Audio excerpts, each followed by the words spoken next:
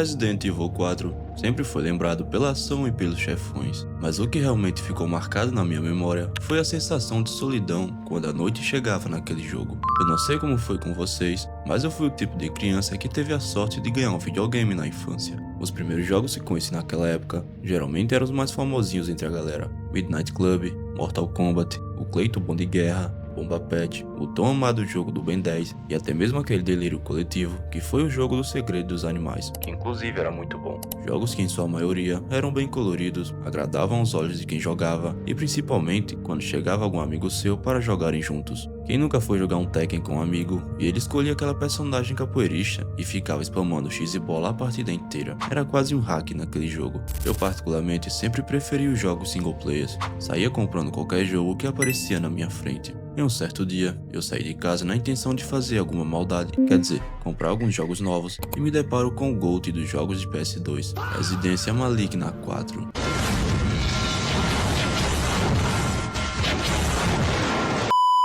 E meus amigos, jogar aquilo foi simplesmente cinema.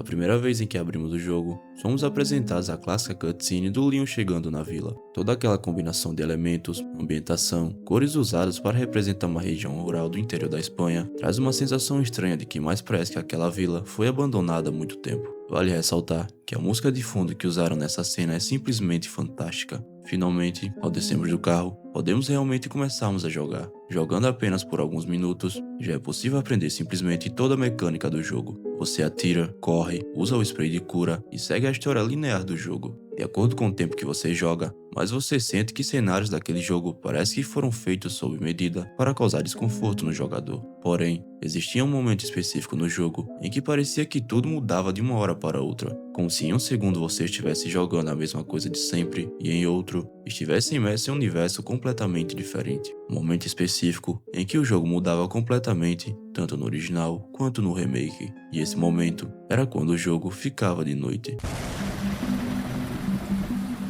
A mudança não acontecia apenas por causa dos inimigos, era a forma como o jogo usava a iluminação. Durante o dia, ainda era possível enxergar o caminho à frente, observar os detalhes dos cenários e ter uma certa sensação de controle. Mas quando a noite chegava, tudo ficava diferente. As áreas pareciam menores, a escuridão escondia o que estava à distância e cada canto do mapa passava a representar uma possível ameaça para o jogador. Outra coisa que contribuía para essa atmosfera era a paleta de cores. Resident Evil 4 evita cores vibrantes durante boa parte da campanha. Os tons de cinza, marrom e azul escuro dominam os cenários, dando a sensação de que aquele mundo perdeu qualquer sinal de vida há muito tempo. Tudo parece frio, decadente e abandonado. A névoa também tinha um papel importante nisso tudo. Em vários momentos, ela limitava a nossa visão e fazia o mundo parecer ainda mais vazio. Você nunca tinha certeza do que existia alguns metros à frente. Era uma sensação constante de isolamento, como se Leon estivesse completamente abandonado naquele lugar. E talvez seja justamente por isso que Resident Evil 4 envelheceu tão bem.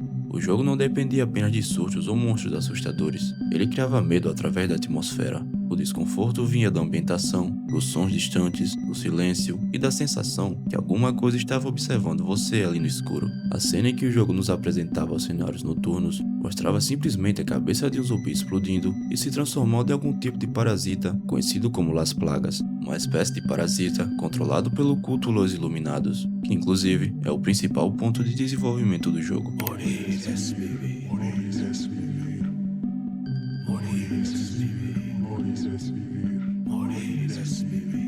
Ver aquela cena nos fazia assimilar automaticamente algum tipo de perigo maior aos cenários noturnos do jogo, como se o pior sempre viesse da escuridão. Outro ponto que ressaltava ainda mais esse sentimento era o de que os piores tipos de zumbis sempre apareciam à noite: cães demoníacos, novistadores, o gigante e principalmente os chefões do jogo. Quem nunca chegou na fase do laboratório pela primeira vez e tomou um susto do Regenerator? Ou pior, foi brutalmente espancado pelo Verdugo até perceber que congelar ele era o jeito mais fácil de derrotá-lo. Um dos fatores que faziam a gente ficar mais tensos é que, além de nos preocuparmos em sobreviver, ainda tínhamos que cuidar da filha do presidente. Sinceramente, ela só servia para nos atrapalhar. Me dá uma agonia só de lembrar da voz dela gritando no meu ouvido. Leon! pior mesmo é que ela conseguia ser capturada a toda hora pelos ganados. Isso quando ela não era atacada por algum zumbi e fazia a gente ter que gastar spray de cura.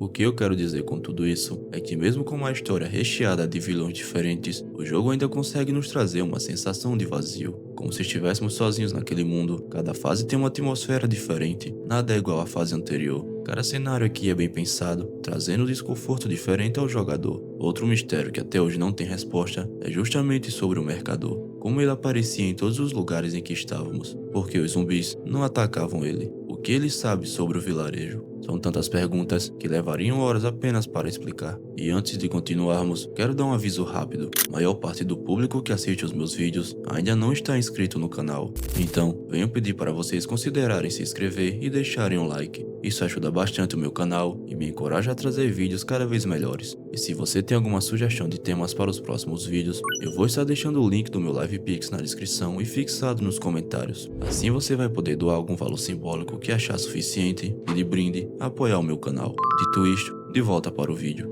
Com todo esse sucesso estrondoso, os desenvolvedores consideraram criar um remake do jogo original no ano de 2023. Eles conseguiram trazer um jogo tão bom quanto o de 2004. Os novos gráficos melhorados traziam muito mais imersão para o jogador. As inteligências artificiais dos vilões também foram aprimoradas, e agora ficava cada vez mais difícil progredir na história. Um ponto crucial que deixava os jogadores antigos mais preocupados era justamente a atmosfera desse novo jogo. Eles conseguiram atender positivamente às expectativas do público, o que trouxe ainda mais credibilidade para o remake. Na minha opinião, vale muito a pena jogar as duas versões do jogo. Cada uma traz uma sensação diferente para a história, como se cada versão fosse feita para ser jogado em uma época específica. Mas e você? Como se sente ao jogar novamente esse clássico da sua infância? Escreva aí nos comentários. Aqui foi o Gui e até um próximo vídeo.